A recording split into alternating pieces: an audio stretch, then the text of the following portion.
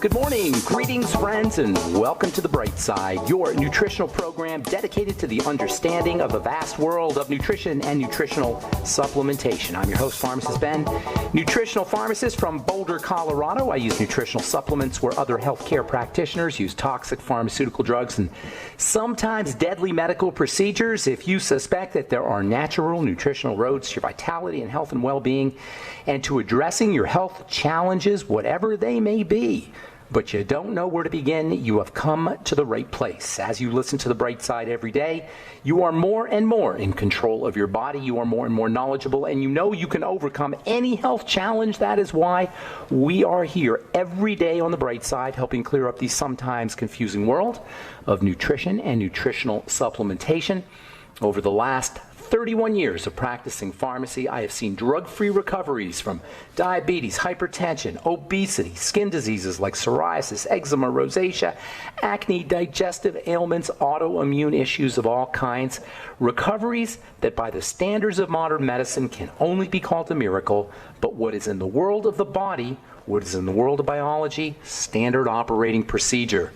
Because the human biological system is a healing system, it's a regenerating system, it is designed divinely to heal and renew itself on a moment-to-moment basis, and while some folks may call that healing, renewing, regenerating system a miracle, it really is just the way the body works.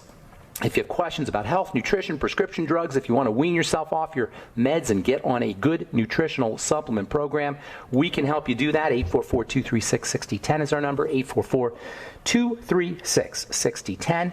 If you have questions about anything we're speaking about here today, nutritional supplements, if you want to wean yourself off your meds and get on a good nutritional supplement program, or if you just want to comment or have a success story you'd like to share, 844-236-6010 is our number. Try to call in early so we can get to as many calls as possible. We do have open lines. 844-236-6010 is our number. If you want to purchase any of the longevity products you hear advertised or recommended on The Bright Side, please head to my website, brightsideben.com, also pharmacistben.com or criticalhealthnews.com. You can purchase longevity products right off the website. You can also sign up to join the Bright Side Ben team off our websites as well.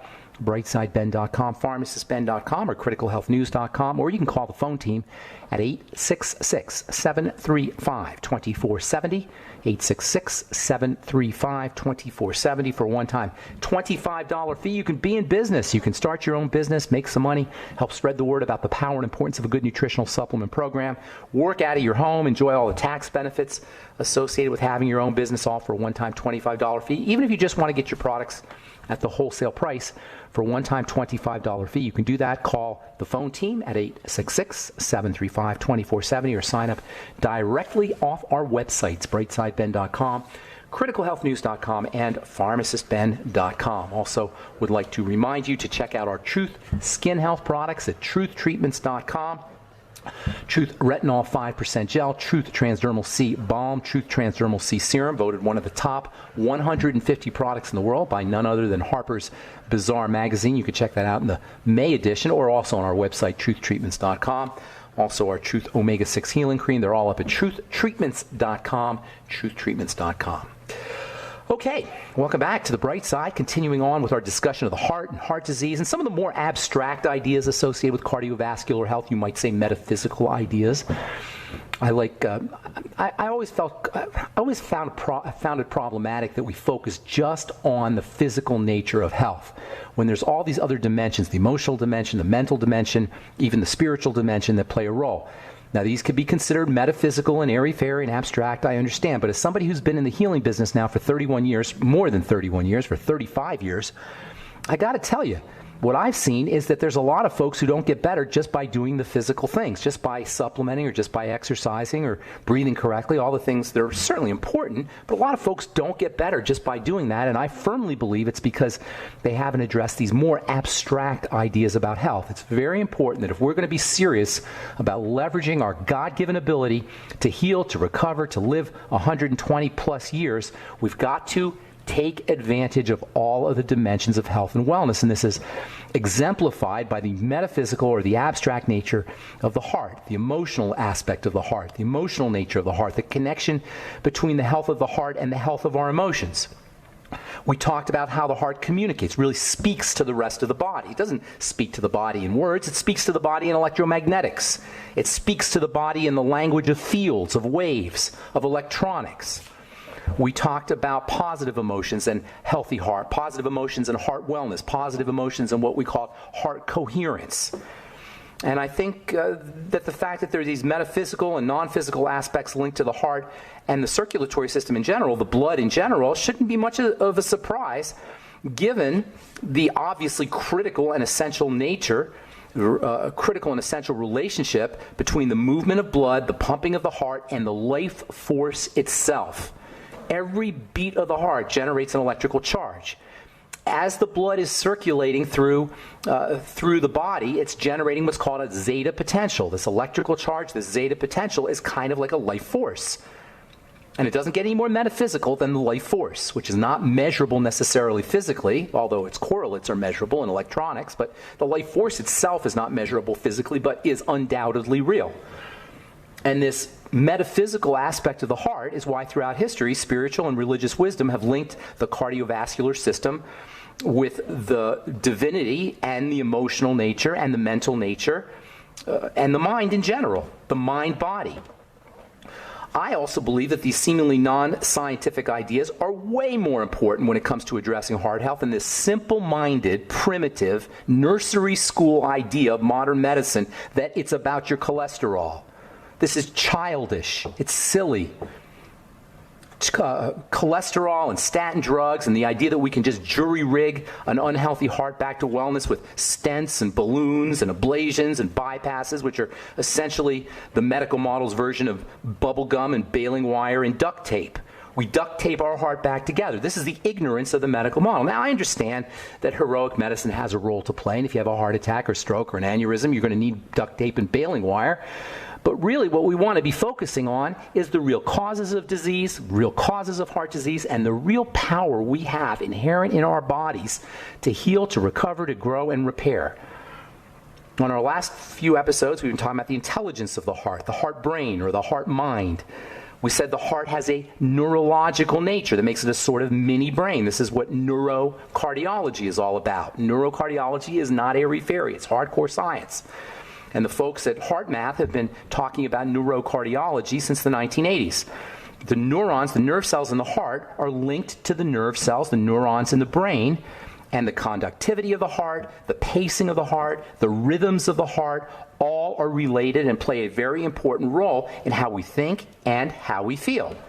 The heart contains something called ICA cells, intrinsic cardiac adrenergic cells. These are cells that release dopamine. We spent a lot of time talking about dopamine about a month or two ago. Dopamine being a reward chemical, and previously it was thought that dopamine was only secreted in the brain. Today we know the heart secretes dopamine. Conversely, how we think and how we feel mentally and emotionally play an important role in the functioning of the heart. And they have a very important role to play in how healthy or how not healthy our heart is. Positive thoughts, positive emotions create a smooth and coherent heart rhythm. And because the heart is a master conductor that synchronizes all of the other rhythms in the body, all the other rhythms of the structures of the body, and in fact, all of the other rhythms of all the cells of the body. The cells are oscillating in a rhythm too. And the oscillations in the cell's rhythms and the cell's energy, the oscillations in our tissues and our structures, these are all synchronized by the oscillations or the waves in the heart. How we think and how we feel via the heart thus affects every single cell, structure, organ, tissue in the body. It's so important, you guys, how we think and how we feel via the mediating force of the heart. This is no longer metaphysics. This is now hardcore electronics, hardcore bioelectronics. How we think and how we feel via the mediating force of the heart affects every single structure, cell, tissue, system in the body. All right, I'm Pharmacist Ben. 844-236-6010 is our number. You're listening to The Bright Side on the Genesis Communication Network. We'll be back right after this.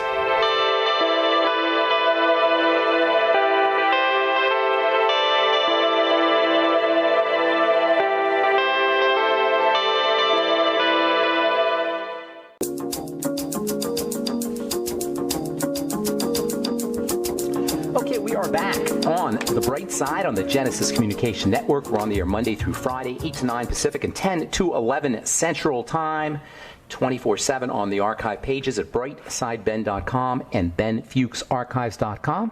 Thank you to Peter in the UK for setting that up. You can purchase longevity products at brightsideben.com, pharmacistben.com, and criticalhealthnews.com. You can also sign up to join the Brightside Ben team and join me in my personal mission, which I've had now for 35 years, to help spread the word about the power and importance of a good nutritional supplement program. I first started to get into nutritional supplementation when I was a mere teenager. As a weightlifter and bodybuilder, we knew all about nutrition before anybody else did back in the late 80s, middle to late 80s. Bodybuilders and weightlifters and athletes are always looking for whatever edge they can find. And even we would read the muscle magazines and find out about CLA, conjugated linoleic acid, and whey protein and creatine. And it really hit me hard that you could change the body with nutrition. You could change the body with nutritional supplementation. Then I started to apply it to my pharmacy practice as a pharmacy student, and then as a pharmacy, and then as a young pharmacist. And I realized that we're not sick, folks. We're starving. We're missing key nutrients. We're eating the wrong foods. And of course, it's not just foods and it's not just nutritional supplementation, but nutrients and the physical dimension play a very important role when it comes to being healthy. Exercise, oxygenation, nutritional supplementation. I'll tell you what does not play an important role when it comes to being healthy. Anything the medical model can give you. Drugs don't play a role in getting you healthy. There's no drug on planet Earth that will make you healthy, with perhaps the exception of antibiotics, but that's arguable given what antibiotics do to the bacteria in the gut and the bacteria in the skin and the bacteria in the lungs. There's nothing in the medical model, for the most part, there's nothing in the medical model that can restore us back to health, with the exception of possibly stitching us up if we break something. But as far as chronic, long-term progressive illness goes, there's nothing. Zippo, nada, your doctor can do, period. This is only in the realm of the divine force through our own personal spirituality, mental nature, emotional nature, and what we do physically. But that's good news, because that frees us from the tyranny of the medical model. No longer is it necessary to interface with the medical model. This is why the government is now mandating, forcing people to interface with the medical model, or at least pay for it through the Affordable Health Care Act, because people are now it's beginning to dawn on people over the last 10 to 20 years, it's beginning to dawn on people that the medical model doesn't work.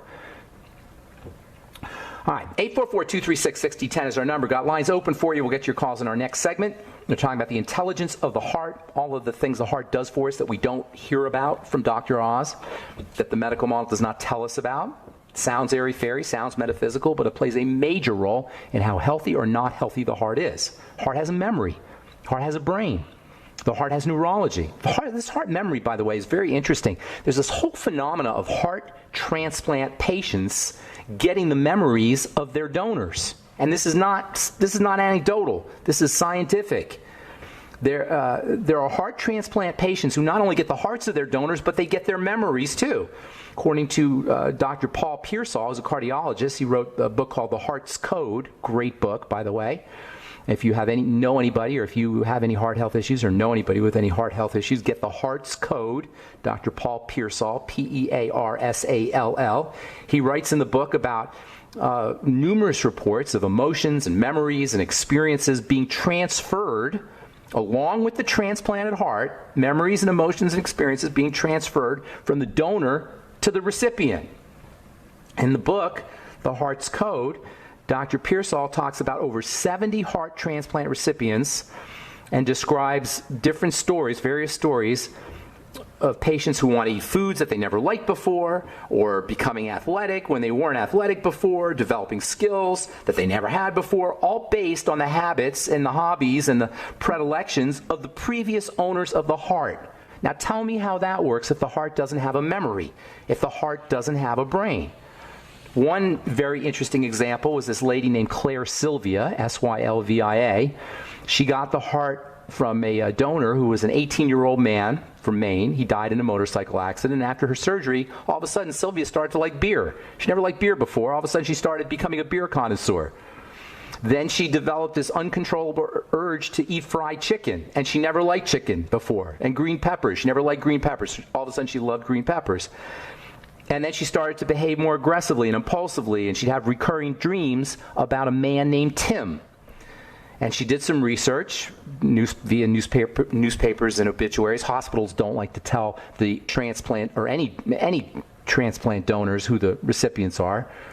They like to keep confidentiality. But so she did some research, and she identified her donor, who, guess what? His name was Tim, and he loved beer and green peppers. And she ended up writing a book about this. It's called A Change of Heart. You can get it off Amazon.com. She just details, it's her memoir about her experiences. Another story, this one's told by a guy named Greg Braden, absolutely brilliant biologist, physicist. I think he's a physicist or biophysicist. Greg Braden, written a whole bunch of books about the heart and about the global heart.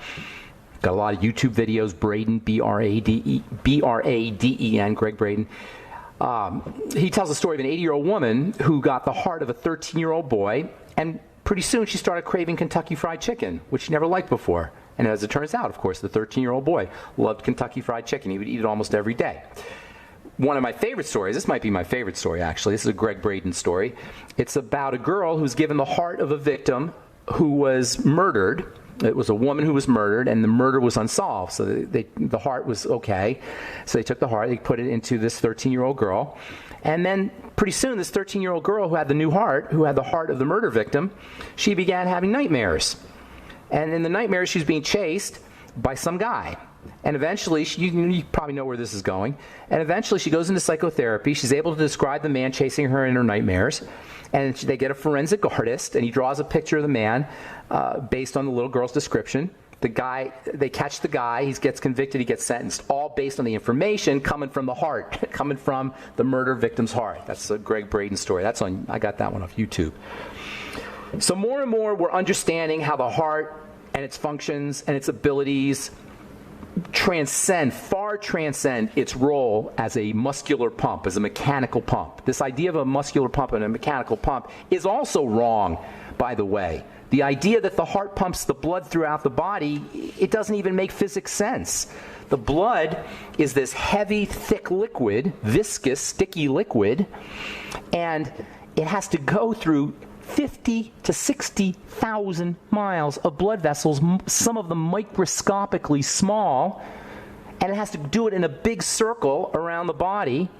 And from a hydraulic standpoint, from a physics standpoint, there's no way a little pump can push all that fluid, all 5 gallons of fluid through 60,000 miles of blood vessels. There's no way that can happen. The heart probably has some effect on it, but there's this thing called capillary action, which is basically how tiny little atoms of water, molecules of water, sort of force themselves up tiny vessels in the same way water goes up a tree from the roots. It's called capillary action. So we have so much crazy ideas about the heart, mythology about the heart, and it doesn't serve us.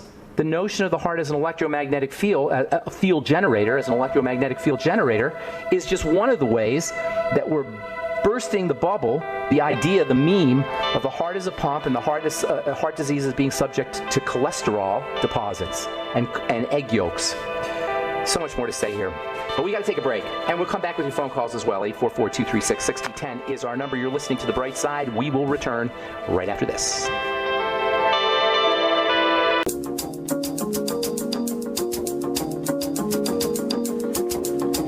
Okay, we are back on The Bright Side. I'm Pharmacist Ben. 844-236-6010 is our number. We do have lines open for you, 844-236-6010. If you have questions about health, nutrition, prescription drugs, if you want to wean yourself off your meds and get on a good nutritional supplement program, if you're on a statin drug and want to get off that statin drug, we can help you. If you have heart health issues, you know somebody with heart health issues, we can help you there as well. 844-236-6010 is our number, and we will get to your calls here in just a moment. From the journal Cell Research, how to trick your heart into thinking you exercise. How do you like that? Now, you don't even need to work out because researchers have discovered that there's a protein called cardiotropin 1, that can trick the heart into growing and pumping more blood just as it does in response to exercise. Interesting. Now you don't have to work out. You just get yourself some cardiotropin 1. At least that's what scientists are looking to do. See, when you exercise, your heart grows. When you exercise, your heart gets stronger. When you exercise, you get more blood vessels You get more collateral blood vessels that create natural bypasses to oxygenate the heart.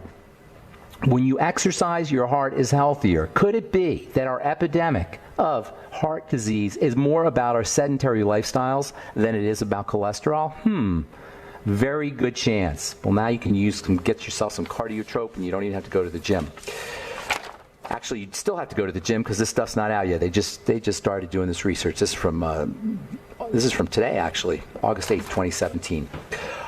All right, prostate cancer cells become shape-shifters to spread to distant organs. This is from the July 26th issue of Nature Communications. This is so fascinating because what it says is that cancer cells do whatever they need to do to grow. A cancer cell is an unbelievable thing. A cancer cell is a normal cell that is so freaked out, that is so starved and suffocated and toxic, that it is now in coping mode. A cancer cell is a coping cell. It's a cell that is coping with a toxic, starved, and suffocated environment. And this is how cool the human body is. This is how cool the life force is. When a cell is starved and suffocated and toxic, it will shapeshift. It will actually turn into a different form of life. It will actually become a bacteria, or more like a bacteria than a human cell. A cancer cell is a cell that is so at its wit's end, it doesn't know what the heck else to do. It now becomes a different type of cell. It shapeshifts and becomes similar to a bacterial cell that grows and grows and grows. One of the differences between a bacterial cell and a human cell is human cells listen to their neighbors. Human cells are interested in the group. Human cells are interested in the organism of which which is composed of them. Bacterial cells don't have such a group. Bacterial cells only care about themselves. Bacteria live by themselves. They live in colonies sometimes, of course, but they don't form organs. They don't form large systems that we know of. Bacterial cells are individual cells, while human cells are group cells. Now, once a cancer cell has attacked the organ, or has turned itself, once a cell has turned itself into a cancer cell, its next mission is to spread. And now we find out that cancer cells can actually shapeshift again as they spread to distant organs.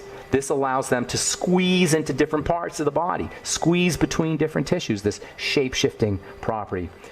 Cancer cells are unbelievable. And you know what's really cool about cancer cells is it takes a lot of damage and toxicity and suffocation and starvation for a cell to turn cancerous. And even then, the body has all kinds of mechanisms built into the immune system, which kills the cancer. In fact, even cancer cells themselves, have a self-destruct program that allows them to commit suicide before they turn cancerous. There are so many fail-safe mechanisms here when it comes to cancer that really, the fact that we have so many people that get cancer is just a testimony to how friggin' sick we are and how starved and suffocated and toxic our whole culture is, in more ways than one. All right, I'm Pharmacist Ben. 844-236-6010 is our number. Let's see. Let's grab the phones. I got a letter I want to read here, but a bunch of folks have been holding for a while. Let's go to Julio in Chicago. Good morning, Julio. Welcome to the bright side. Pharmacist Ben, it's a pleasure speaking with you. Been a fan of yours for a while. Glad to finally talk to you on the phone. Thank you. Absolutely. So I'm 27. I'll be 28 later this month. And I've noticed some interesting things in my body. Wait a minute. Don't say no more. Just hang on a second, Julio. What you are experiencing is what is called the wall. And I want everybody who's under 27 to listen up, because when we are younger than 27, in our early 20s, our teenagers, we think we're invulnerable. And then around 27 or 28, what's happened to you, Julio, happens to everybody. Ask anybody who is older than, say, 30 or 32 or 33, and they will tell you there's this thing called the wall, and that's when your entire body starts to change. And where things you used to be able to do, you can't do anymore. You start to notice things. You start to feel weird pains and aches and start to lose your hair, and all kinds of changes start to accrue. And it sounds like you, Julio, have hit the wall. So I think I've hit the wall. I've noticed like baldness on my chest hair, arms, and my hair. So I'm wondering, shocking. Is it like an autoimmune issue? Is there something wrong that I need to do? No. Here's the dealio. You said you're losing some hair on the chest, also on your head, right? Correct. Well, mainly on my chest. It's like two noticeable like patches of bald on my chest. That is not a hair loss problem, because hair you usually get more hair on your chest. So that's not necessarily a hair loss problem. That's a little bit different. The hair loss that occurs to most people, or a lot of guys, when they're in their 20s, in their late 20s, 27, 28, 29, when they hit the wall, is in the head. What you're experiencing is actually something different, because you should be getting more hairy. That's what happens to guys as they get older. They get hairier. They don't lose hair on their chest. You know what I'm saying? Yeah, so absolutely. Yes, but okay. So here's how you handle this, Julio. What else is happening in your body? You don't just lose hair on the chest. Now, you may have the other things that are going on in your body may be subtle, but they're there, because this is a secondary issue, hair loss in the chest. There's got to be some primary issue underneath. And if you've been listening to the program, you know what I'm going to say. It's going to involve digestion, it's going to involve blood sugar, and then it's going to involve cortisol, and then ultimately the thyroid. So all of those. Yeah, I have low energy levels for myself. There you go. Digestive problems are not where it used to be. There you go, my friend. I think a little irregular heartbeat. So it's other stuff that I'm noticing as well. So that's where you're going to work. That's where you're going to work, and starts with the digestive system. So here's the thing. Chances are pretty good, because you're young. You're still young, of course, but you're a teenager. You're in your 20s. You could drink whatever you want to drink and eat whatever you want to eat and smoke whatever you want to smoke, and then go to work the next day and then do it all again, the following evening, et cetera, et cetera, et cetera. That can no longer happen. What you got to start doing is start working, number one, on your digestive system. Do a Suero V cleanse. If you're doing longevity, get the Suero V. Even if you're not, call 866-735-2470. Get some Suero V. Do a Suero V cleanse. Food diary, elimination diet. You got to start to eliminate problem foods. Now, you got decades ahead of you of life. It's not like you're going to die tomorrow or fall apart tomorrow, but you're going to gradually fall apart. It'll be subtle at first. It'll be, it'll be nothing that is going to be dramatic, probably. Praise God, hopefully, but they'll be there. You'll start to notice little things. So it's important that you, sooner rather than later, I'm not going to tell you it's like urgent at this point, but sooner rather than later, you start to address your digestive issues. The next thing is the blood sugar issues, and this has a lot to do with your manliness, because there's a very important relationship between insulin resistance and a lack of manliness. And manliness, I'm talking not just for men, for women too. I'm talking about drive, I'm talking about energy, I'm talking about growth and muscle growth and repair. Hang on, Julio, we'll finish up when we come back, okay? Thank you. All right, I'm Pharmacist Ben. 844-236-6010 is our number. We'll return right after this.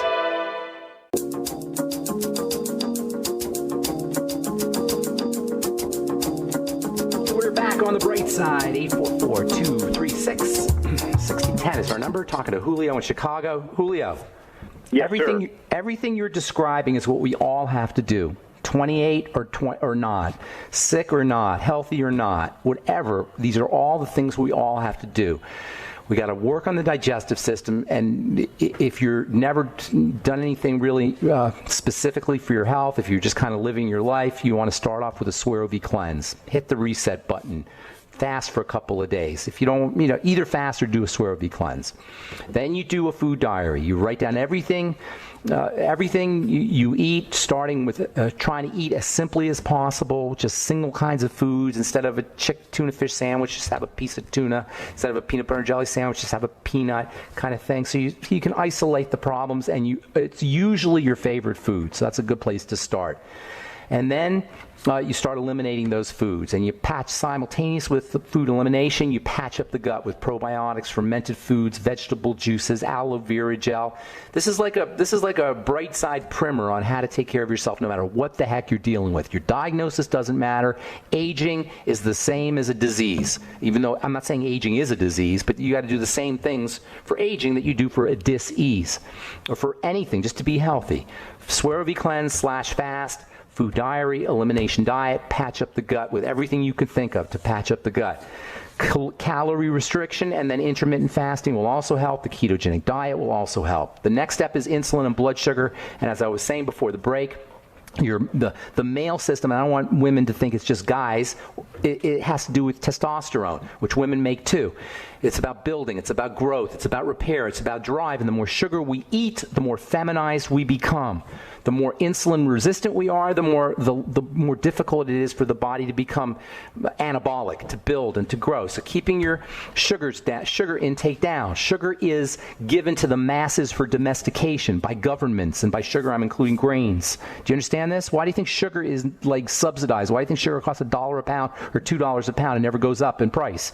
It's because sugar is given to the masses to domesticate. We are domesticated by sugar and by bread and by grains. And by domestication, I mean we become weak, we become sick, we become sedentary, we become fat, we don't think clearly, all the things, and sick and diseased, all the things that we deal with. So keeping your sugar intake under control and sensitizing your body to insulin is critical. And you could do that obviously by not eating those kinds of insulin spiking foods, but also using nutrients like zinc and the B complex and protein and omega fats, and all of the nutrients, interestingly, that help your body process sugar are also building nutrients. They're nutrients that are important for the building process. Niacin, vitamin B3, arginine, taurine, these are amino acids. Anything you do for blood sugar from the direction of not eating the stuff and from the direction of helping your body process the stuff. And selenium, I forgot about that one. That's also important. More fiber is another great strategy for helping your body process and for reducing sugar intake or sugar cravings, and for helping your body deal with sugar.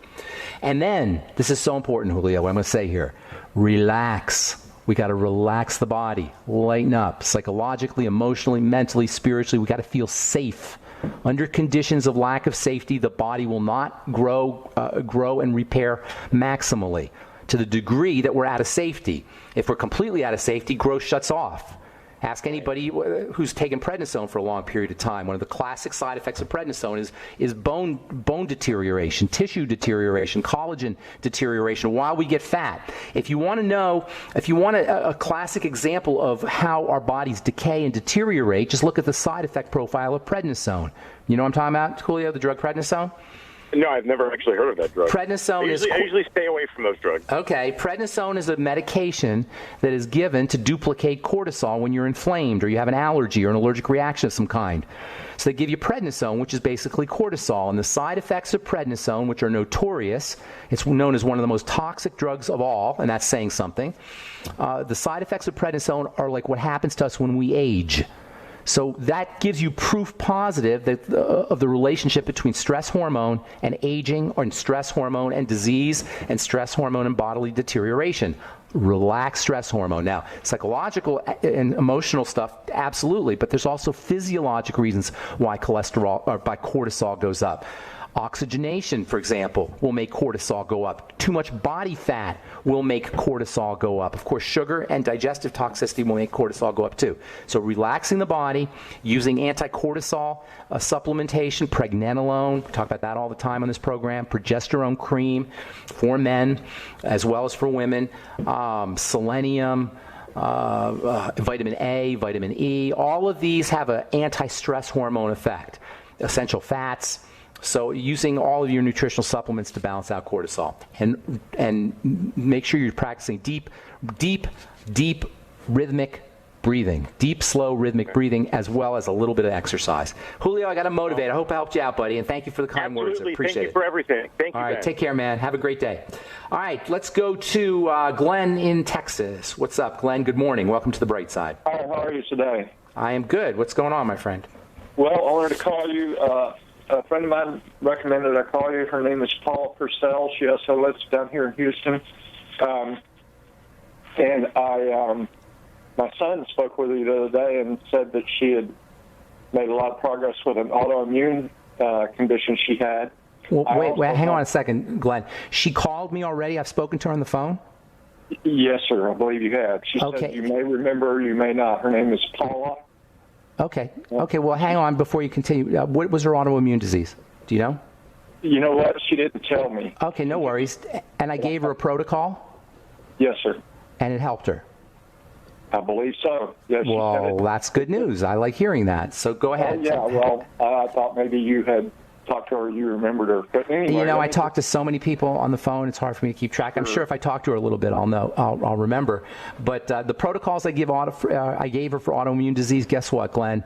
They're the same. It doesn't matter whether it's multiple sclerosis or or it's hypothyroid, or Hashimoto's thyroid, or it's type 1 diabetes, pancreatic autoimmune disease, whatever. It doesn't matter. It's the same stuff. The diagnosis doesn't matter. Only specialists care about special diagnosis because they get paid that way, and it's not fair. They don't do anything to help anybody. Go ahead, real quick, Glenn, because we're going to run out of time. I've dealt with a nephrologist. I have mine is called Wegener's. It's very rare. Yeah, I know all about Wegener's. Okay. So here's the deal. First of all, we only got about a minute, so I can't really go into the whole deal with Wegener's. But first of all, how old are you? I'm 59. You're 59, so did you just get diagnosed with it, or you had something going on for? Last fall. All right. So Wegener's is just an immune problem. They call it a granuloma. It's like a vasculitis in the kidney. Right. You have it in the kidneys, right? Right. It's an inflammation of the blood vessels. It's an inflammatory condition of the blood vessels, and it probably has to do with the immune system attacking them. It could also involve deterioration and degeneration of the blood vessels. But that makes perfect sense because the blood carries all the dirt. The blood carries all the toxicity. The blood is dependent on oxygenation, and once the blood becomes toxic and sludgy, it's very easy to get blood diseases and granulomas and vascular diseases. So basically they name it, and you think you have Wegener's, but you really just have messed up circulatory system. You see the difference? Mm-hmm. Right. What you've got is a deterioration of the blood vessels. So here's what you need to do. The kidneys they're your filters, so they're extra dependent on cleanliness. Because if the blood is toxic, that's bad enough. But then when it goes through the kidneys are they're made up of very, very tiny blood vessels. They're highly subject to damage.